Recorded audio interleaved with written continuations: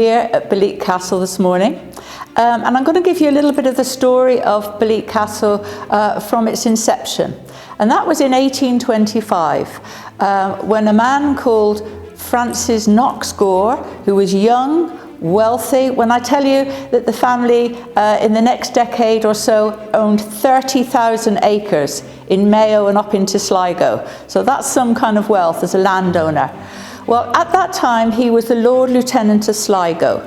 So he could choose anywhere within that acreage to build. Ballina was just becoming a busy town. And as you'll have already seen, you've got the artery of the River Moy. So this is an elevated site. So we wanted his family home to be on an elevated site overlooking the beautiful Moy, and have fantastic gardens. So he got a prestigious young architect who was called Joseph Benjamin Keane to design what was fashionable at that time, and that was to look back to bygone years. So outside, when you see the pictures of Belleek, you'll see a revival style. It's called the New Gothic Tudor. What they did was they used the river to bring Moyne limestone. It was cut and then dressed. That means it's smoothed off. And when you think of it at the time, without electricity and everything like that, to produce what we've got here, it was magnificent. So outside, everything was looking back. Inside, they wanted modern. So when you see the unique features like here in the Great Hall, the ceilings, the fireplaces, they could import. At that time, people, if you look at the ordinary way of life, like in the National Museum, you'll see people didn't move very far, and they used what was outside their doors for living. But as we go into another room, we'll see an Italian marble fireplace with their coat of arms. So this was immense wealth. And when I say to you, you wouldn't get within an ass's roar, that means that you and I wouldn't be here today. I now help curate the collection downstairs that we'll see later, and also do a guide of the history of the house. But I wouldn't be here if I was living. I probably wouldn't even be alive at my age back then. So now we're looking forward in time to 1845. Most of you would realise that's the time of the Great Famine. And at that time, Belleek estate was said to be the finest in Connacht. So great wealth still. And to the side of me, you'll notice that fireplace I was talking to you about. Behind me, you can see the fantastic French style chandelier. So that's interesting because if you had one candle, you looked after it at that time. But look at the amount of light they had, and the size of the windows too in this withdrawing room. The house was later purchased by the Beckett family, who intended on converting the manor house into a stud farm, but later sold the house. During the 1950s, the house was used as a hospital and military barracks, but it was brought back to its former glory by a man named Jack Fenn.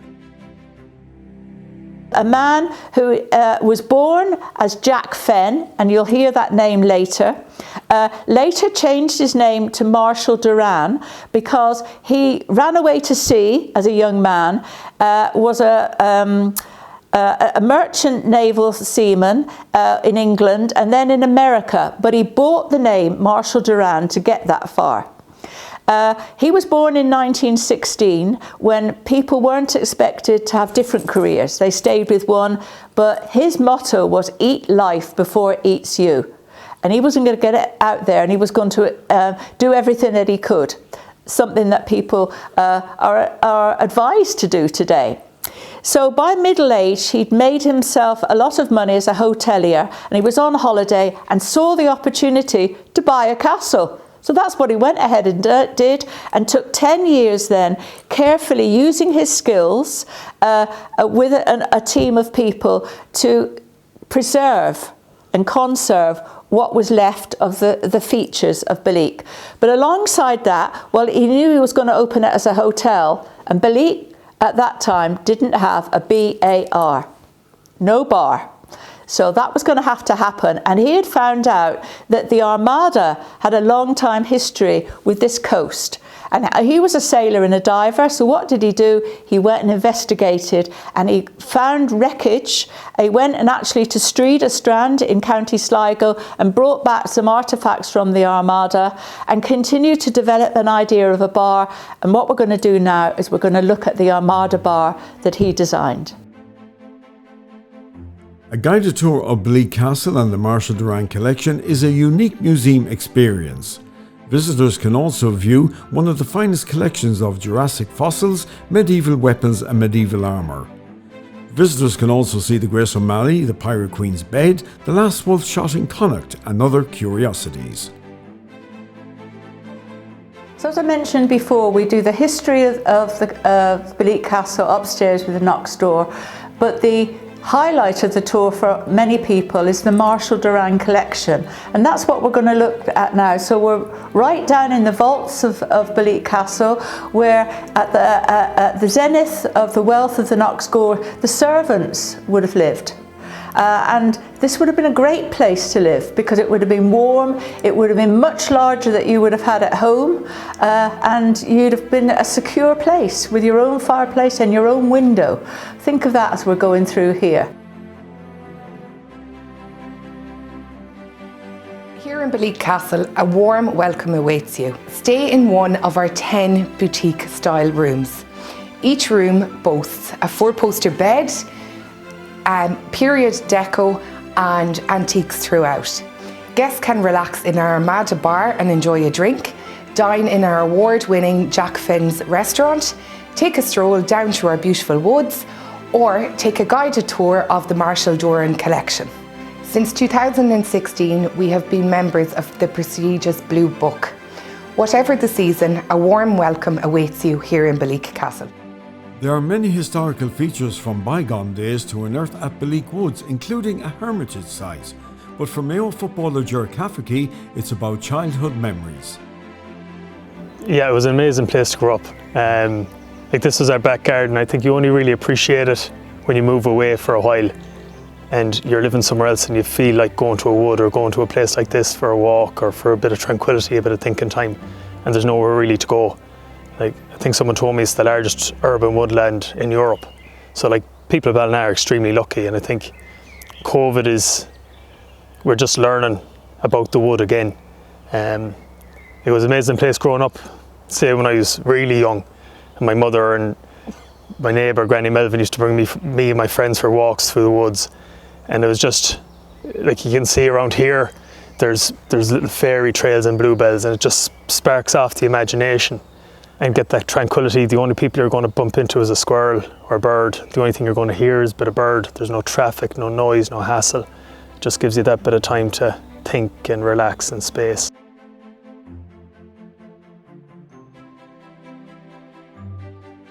This beautiful and historic castle is set within 1,000 acres of woodland on the banks of the River Moy, and over the years has become a hugely popular venue for weddings. So the next time you're visiting the west of Ireland, why not stop off in North Mayo and visit this historic castle?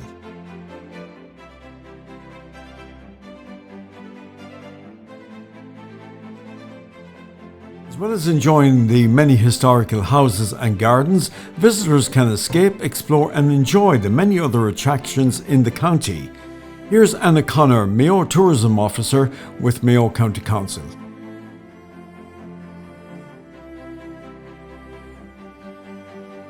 Mayo as a county has so much to offer visitors and tourists and locals alike. We have an expansive coastline and we're, I suppose, proudly presented midway along the wide Atlantic Way. We have the longest section of coastline than any other county in the country, and we have so much to offer in terms of our outdoor offering, in terms of the attractions and the activities. But from our research, one of the key attractions and one of the key experiences that we have is a network of historic houses and gardens. Some of these houses and gardens have a lot to offer. They have different types of offering within the grounds or within the estate of each respective estate. To give you an example, the wonderful Westport house has the house itself. It has the bay, it has the greenway network traversing through it, it has a network of walking trails, and it has a huge kiddie outdoor adventure park. We have Moor Hall, and again, that has been recently refurbished. It's over 80 acres. There's a network of trails there also, along with wooden sculptures, which entertains children and lots of users and visitors. In addition to that, we have Enisco House, where there's a national loop walk, there's mature gardens, you have the house as accommodation, and there's so much more to offer there. We have Mount Falcon and we have Belleek Woods, and again, all offering a unique offering. We're so lucky to have all of these wonderful attractions and wonderful houses and gardens on our doorstep.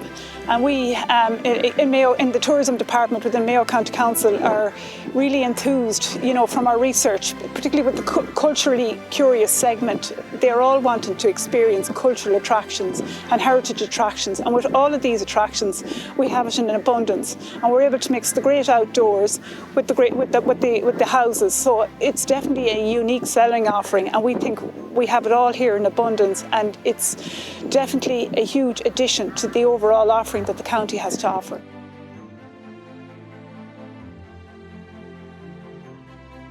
Join us after the break as we continue our journey visiting Mayo's wonderful historic houses and gardens.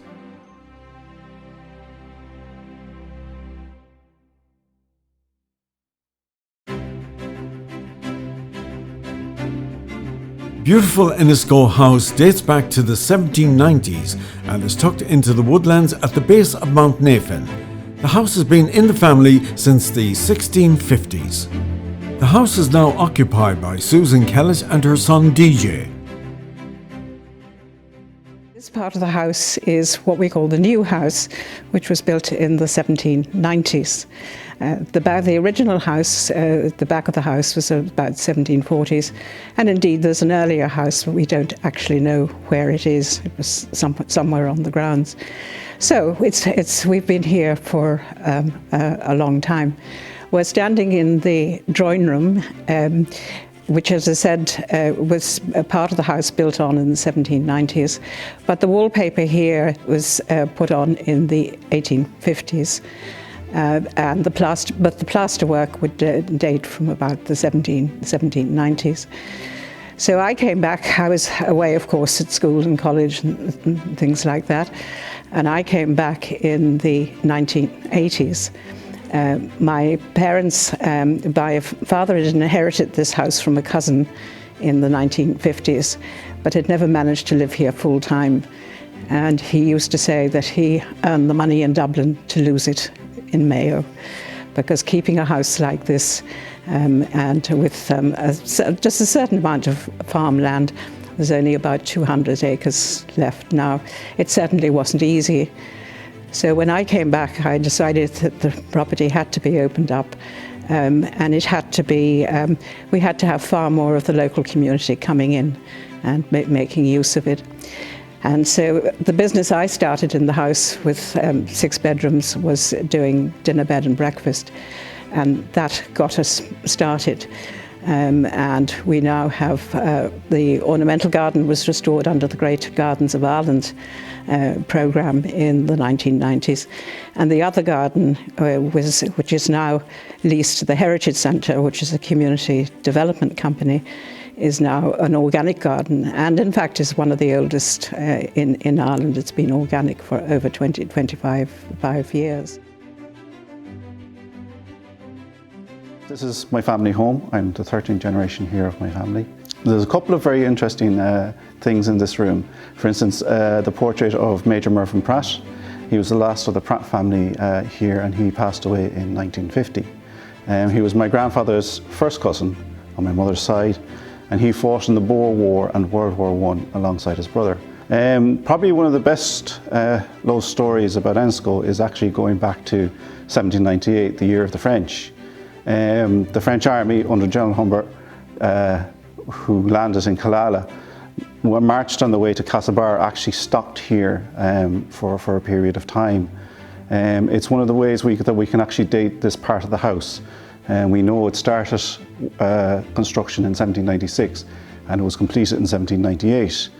How we know this is that the French army used the wooden scaffolding of the newly completed house to create bonfires for the army out on our lawns here. The officers of the army actually were in the house and they were in this room. Now it's very debatable how long they stayed here. Some people say a few hours, some people say overnight. What we do know is that they took all the food, they took all the horses, and while they were here they drank half the wine cellar. And the story goes is they marched on the British in Castlebar, and it was the only battle they won in the entire campaign, and that, as we all know, became known as the Races of Castlebar. So when they won that battle, they sent back for the remainder of the wine cellar here, saying that this was the only place in North Mayo that they found good wine. The visitors come here, come from all over the world, but of course principally with Irish visitors from the UK, and a lot of Americans, because we do have a family history research unit here in the Heritage Centre, which is in one of the farmyards behind the house, and they come to do family history research. Others come to enjoy the peace and quiet, staying in a historic house, to go fishing on the lake, and so on. And some years ago we were able to open a looped walk around the property, so people can come in, park their cars and walk down to the lake and all through the woodlands. Enisco House is one of the last great houses in North Mayo. They're becoming fewer and fewer as time goes on, just in terms of the upkeep of them. That's why I love sharing the house to guests and the community around us, because these houses, they almost attract history. History happens around them. I'm the 13th generation of my family here, and hopefully it will continue on for generations to come. The 14th generation just had her 3rd birthday a few days ago. The future looks bright for the last great house of North Mayo, who are working closely with the Department of Parks and Wildlife to bring a rare Irish breed of cattle, the Irish Moyle, to the farmlands of Enisco House. Heading to South Mayo now, where the story of another great house, Moore Hall, is truly fascinating. When you're talking about Moore Hall, of course it's in Mayo, but it originated in Mayo because the original builder, George the Builder as we call him, they came from Strayed. The family came from Strayed originally, and went during the penal laws, or prior to the penal laws, went to Spain and made their money in Alicante. Now, I've been to Alicante and I've seen the warehouses that the Moors built, and they had a wine and brandy trade going. Now, they made a fortune in Spain on the wine and brandy trade. I'd say a lot of it was smuggled back to Mayo, various ways and various means, but they had ships and warehouses in Alicante, made a fortune, and were so wealthy that they were recognised in the Spanish court. Now, the penal laws were relaxed in the late 18th century, and the Moors always hankered to get back to Mayo. And in around 1790, they began searching for a piece of property, now extensive property. So eventually they came home with £200,000 sterling at the time. Now, I don't know what it's worth these days, but it's a fortune. They bought 12,000 acres of land in South Mayo and built Moore Hall, or started building Moore Hall House in 1792. Now, it took 3 years to build. So they didn't get into the house until 1795. They had been warned that they were building on a fairy hill and that tragedy would follow the family. And of course, tragedy did follow the family in various guises down through the years. The Moore family suffered their fair share of ill luck after settling on the shores of Lough Carra. George Moore himself died at the age of 70, having gone blind from an earlier stroke. His son John Moore, a lawyer and Irish nationalist, died aged 32 while in captivity. However, George Henry Moore, who had a great interest in horses and racing, was to become a hero during the Irish famine. This George, again, another George, took a horse that was in the stables in Moor Hall, a cart horse or a stage horse or a coach horse, and brought this horse to the Gold Cup in England. And of course the horse won the race, came in at 100 to 1. Everyone in Moor Hall, of course, had a few bob on him, and I suppose half of Mayo as well that got the story. But the horse was called Corana, and he won the Chester Gold Cup. Now, Moore made a fortune on it. He took he cleaned the bookies out. But it's remembered of the Moors that at that stage they brought 5,000 tons of grain into Westport on the Martha Washington and distributed this to all the people who were suffering close to the famine times or in the famine times.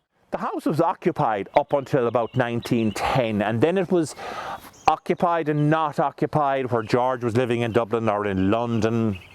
And Morris, his brother, Colonel Morris Moore, he was living there for a while, and George, the writer who owned the place, didn't get on with his brother, and eventually they fell out altogether, and the house then became unoccupied, I suppose. And in the Civil War, in January of 1920, the house was burned by the old IRA, who feared that it was going to be taken over as a garrison for the treaty forces. And that's why the house is, as it is today, a ruin, except that there's a lot of people going to do something about it, I think, now. I and many others recognise the extraordinary potential that this place had for well over 30 years. As you know, it has extraordinary historical significance for the area, both cultural, literary, political. The council purchased the house that you can see here behind us and approximately 80 acres of surrounding land. Now, so much excitement generated by the purchase that the council found it necessary, and indeed they see great confidence in the future. So in that context, a major plan has been devised. It's called the Master Plan, and that has been done in consultation with the National Parks and Wildlife, Mayo County Council and Culture. Overwhelming consensus is that Moor Hall will never be completed, the project will never be completed without a restoration of this house behind me.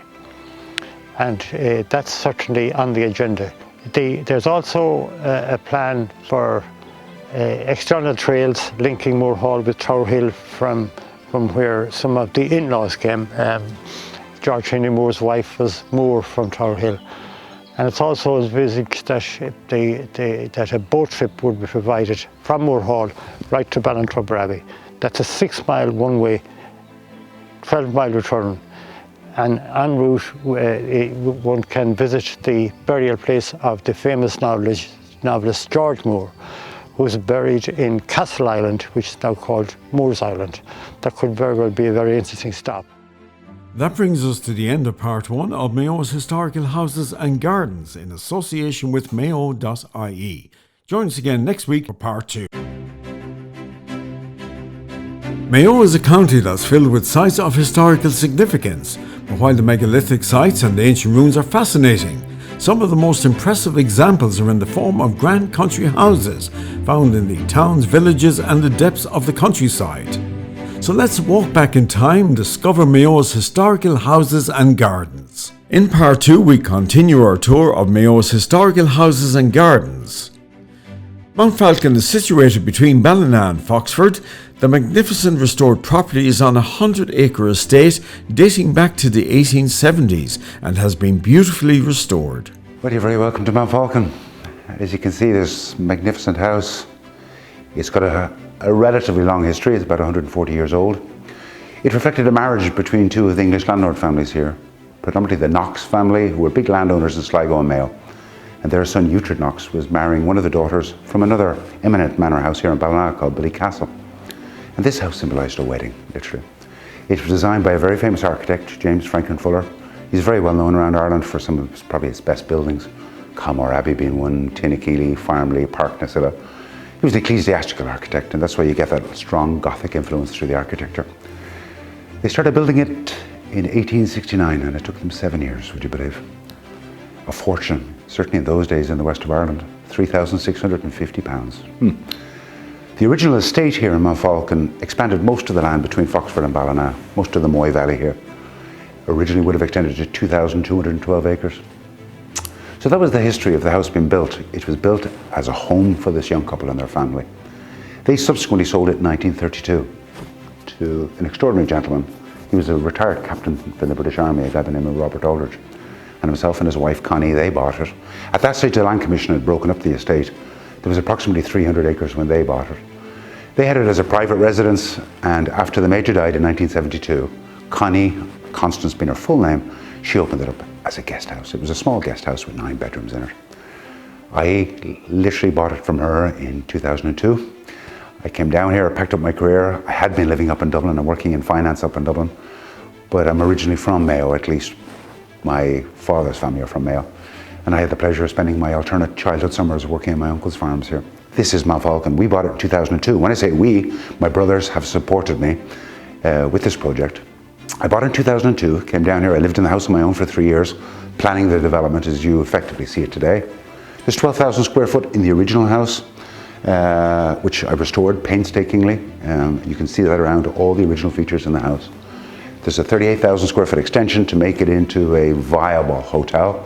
And I developed 45 lodges around the estate. I'd like to think they're done very sensitively, you wouldn't even know they're here.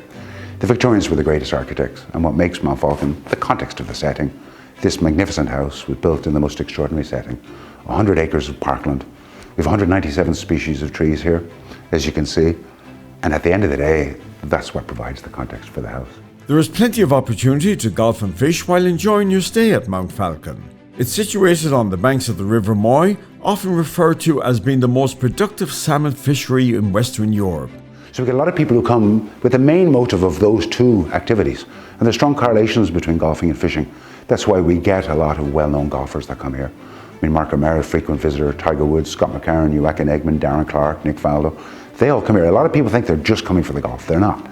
They are fishing fanatics, and there's a very strong correlation. And they love to come to this region. And we have an extraordinary team of gillies and guides here. We have a fishery manager. So we can cater for anybody from a novice to world-class anglers here. We've got a clay pigeon shooting ground that's here. We've got falconry. Now, a number of places around the country have falconry. It's extraordinary heritage that's often attached to these type of buildings. Our guys are particularly passionate about it. It's a wonderful education. It's hard to predict, obviously, given this COVID environment. It's so unpredictable, but put it this way, the fact that we're open is a huge step in the right direction. I'm very optimistic about it, I have to say. And I can't wait. I look forward to welcoming everybody back.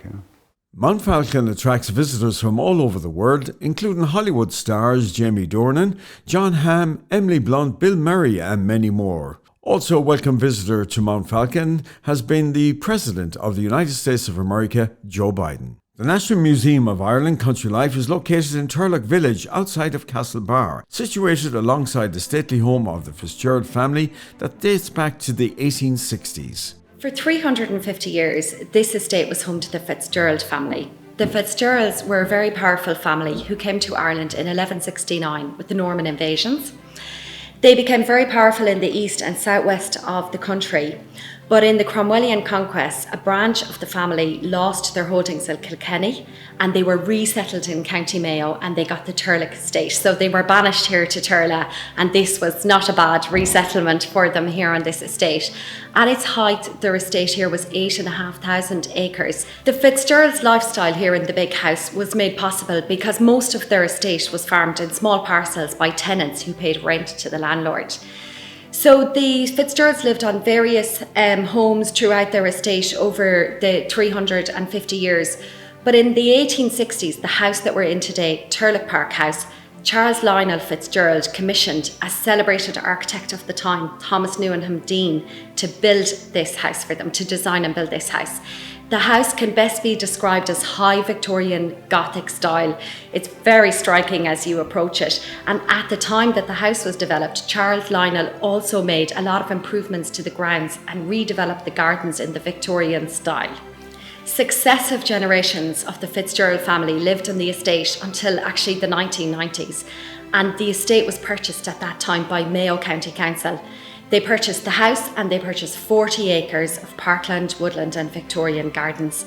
At around the same time, the National Museum of Ireland, Ireland's premier cultural institution, was looking for somewhere to house and display Ireland's national folklife collection.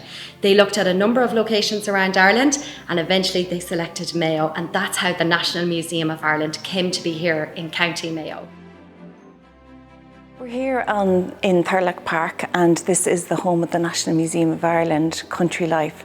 But we're here in a purpose-built museum, and we have a purpose-built store and a beautiful Thurlock house is on the site as well. It's a 25-acre site, but it's home to this National Museum. And the collection that we have is the Irish Folklife collection, and it's illustrating the rural life and normal lives of ordinary people in rural Ireland. It's just all aspects of life, from like the way we ate, the way we worked, what we wore, and how people lived. But we're kind of looking at maybe 2 generations of what's on display is probably how people lived 2 generations ago. And that's the essence of the collection. It's probably around the 1900s, 1950s, and it's before this traditional way of life ended, when people embraced modernity and just there was so much change in the countryside. So it's kind of pre that we're looking at. So whatever happens in terms of traditional life, celebrations have always been really, really important. And we have a wonderful section on all the quarters of the calendar year. So from the Bridget's Day to May time to Lunasa and to Halloween and all the festivals in between. So there's lovely objects associated with that really bring a lot of nostalgia back to so many people. Besides the craftspeople and the basket makers, the tinsmith, we have a wonderful collection of the home objects. So everything associated with that traditional fireside. Like before people put in the range, they used to have the crane and the fire, and all the ironwork was there that you hung your pots from. The National Museum here is one of the few places in Mayo which you can feel completely transported back in time. And really, there's multiple visitor experiences combined into one here on this site. You have the Victorian gardens, you have Woodland, Parkland, an award-winning playground, recently named the best playground in Ireland. We have a cafe on site, which is in a wonderful setting of the courtyard and the former stable block and service wing of the house. The National Museum of Country Life boasts one of the Green Flag Awards winning gardens, which includes many rare trees, shrubs and fine broadleaf mature trees. There's many beautiful features in this garden. It's 29 acres currently, and had been previously 10,000 acres. Mayo County Council look after the grounds. The Victorian gardens, as I said, were designed in 1864 with the house. It contains many beautiful features, including our beautiful conservatory, terraces, a man-made lake, beautiful vinery designed by Richard Turner. He was the designer of Kew Gardens Glass Houses and the National Botanic Gardens Ireland. We also have the remains of a little boathouse and 3 picnic islands, because in the time of the Fitzgeralds here, they put in a sluice gate on the local Castlebar River, and the lake and the river, the Thurlock actually is what it was, and the river all became one. And on that they built 3 islands. And the family in the summertime would have walked down to the little boathouse and taken the boat out onto the lake and have their picnics on the islands. Very much a feature of Victorian times. Visitors can enjoy all that Thurlock House Park has to offer free of charge. Join us in part 2.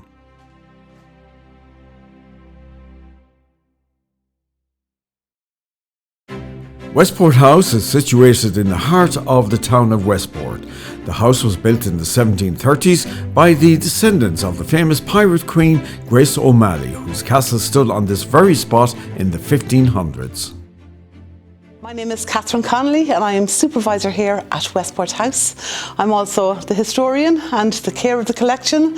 I also do the tours here, and we do lots of different things with afternoon teas, dinners, functions, weddings, all kinds of things here at the house. So it's an amazing, beautiful, almost 300-year-old house built in 1730 by the Brown family. We have 30 rooms open to the public over 3 floors, and it is a self-guided tour. We also have a wonderful audio tour that you can download on your phone for free, and it helps you go around the house as well and view the different rooms and get all the information about the rooms as you're walking around as well. This is on a 400-acre estate.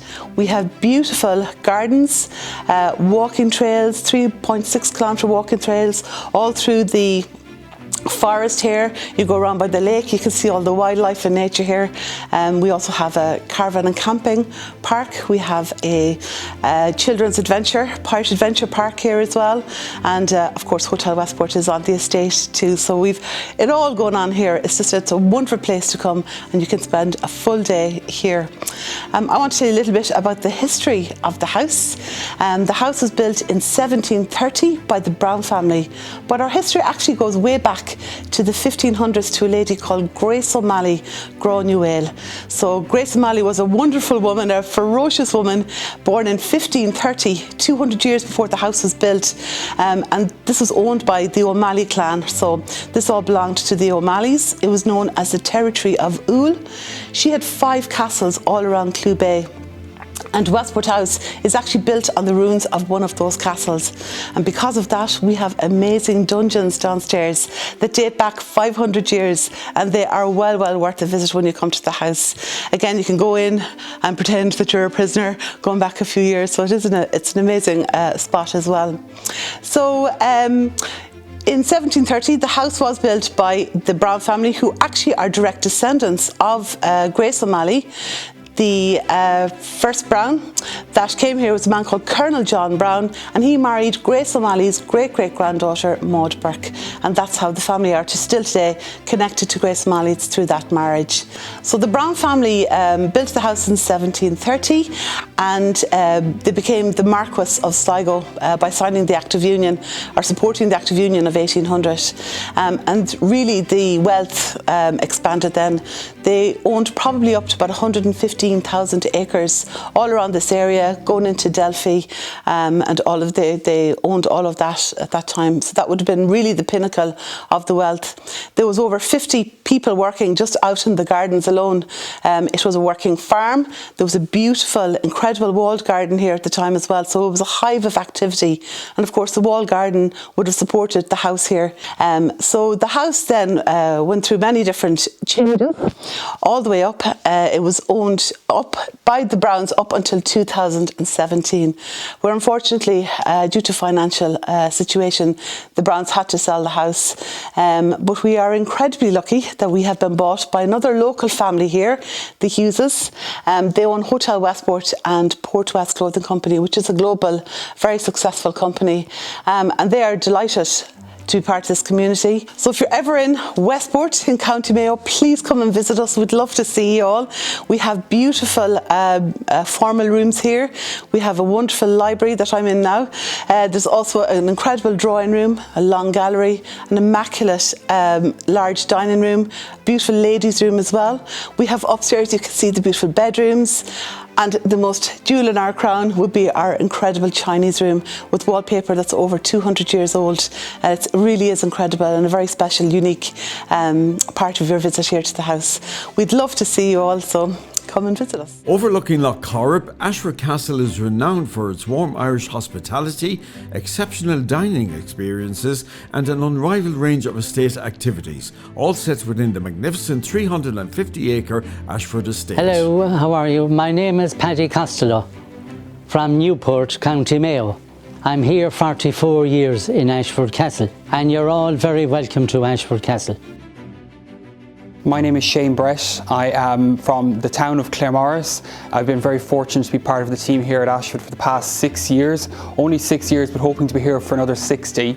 And we're here in the Connacht room, which would have been the dining room of the Guinness family, where they would have met every day over afternoon tea to discuss the happenings on the estate that day. And we've continued that tradition with Lady Ardlawn's afternoon tea in here on a daily basis.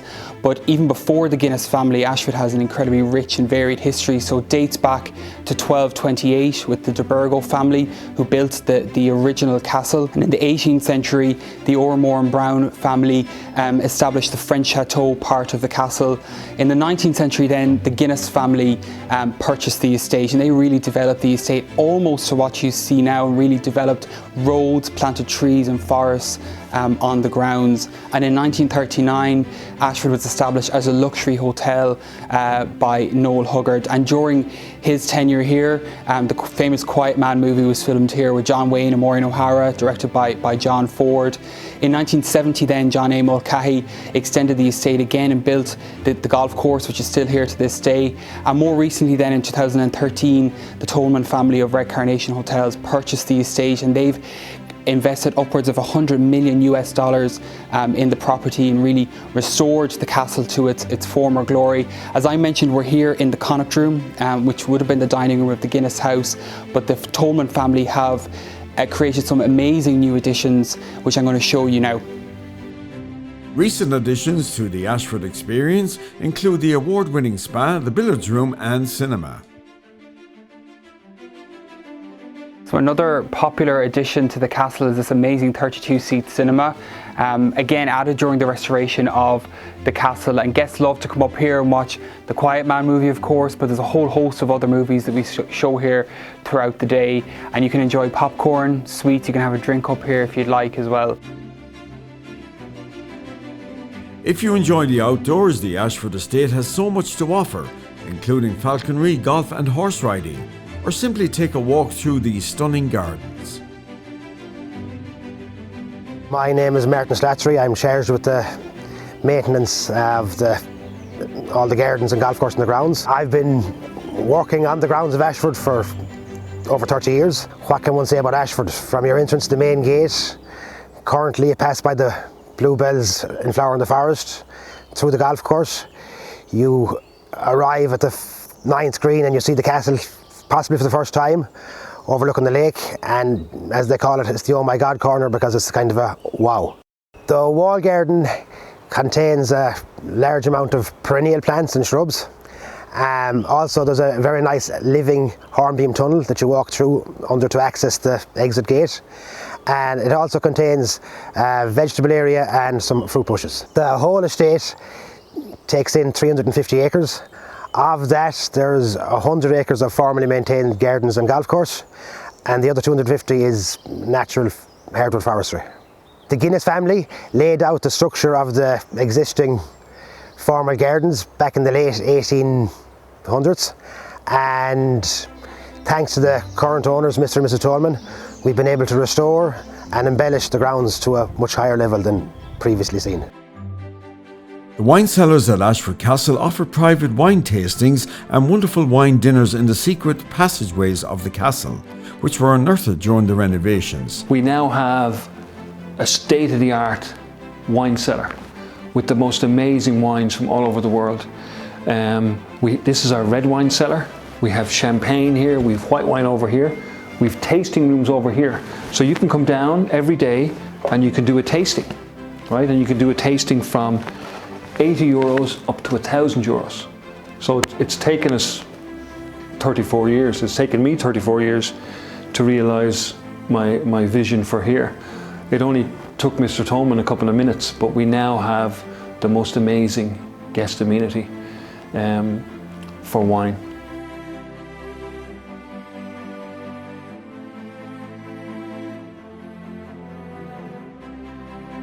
I'm Paula Carroll, and I am privileged to be the Director of Sales and Marketing at this wonderful, wonderful, majestic place that you've now had an insight into what makes Ashford one of the world's leading hotels, and the only one to be voted Forbes 5-star.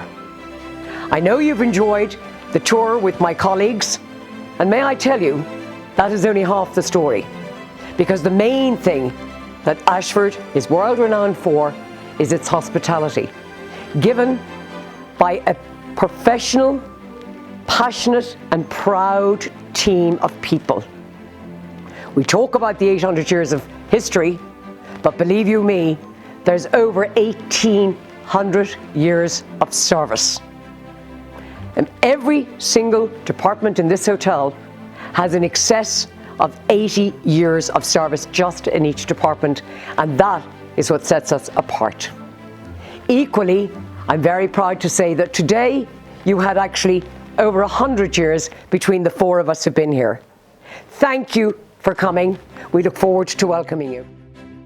Captain Pat Luskin of Coral Cruises operates boat trips on board the Isle of Innisfree from Ashford Castle. This was one of the great houses of Mayo right here, and this is why it was built here, because of the travel by water. You'll find a lot of these great big old houses of Mayo were built on waterways because of the travel by water, and they had an abundance of fresh water for themselves as well. So the de Burgos would have settled here for that reason.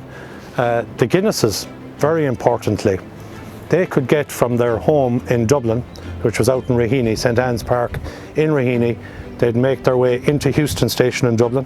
They'd make their way from there to Kent Station in Galway on the train. That would have taken about 3.5 to 4 hours to come from Raheny to Galway. Then they had a 3.5 hour boat ride right here to the front door of Ashford Castle, and it's no wonder the Guinnesses built their house into Ashford Castle. That brings us again to the end of our two-part documentary on Mayo's wonderful historic houses and gardens. Now, for more information, visit Mayo.ie/visit.